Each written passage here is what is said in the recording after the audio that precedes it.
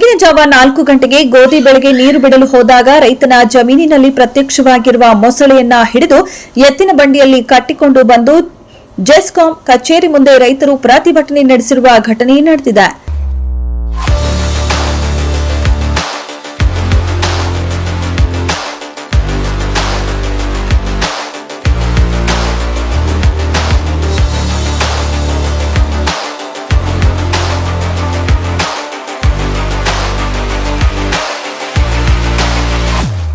ಘಟನೆಗೆ ಸಂಬಂಧಿಸಿದಂತೆ ಕಲಬುರಗಿ ಜಿಲ್ಲೆಯ ಅಫಜಲಾಪುರ ತಾಲೂಕಿನ ಗೋಬರ್ಬಿ ಗ್ರಾಮದ ಲಕ್ಷ್ಮಣ ಪೂಜಾರಿ ಎಂಬ ರೈತನ ಹೊಲದಲ್ಲಿ ಮೊಸಳೆ ಪ್ರತ್ಯಕ್ಷವಾಗಿತ್ತು.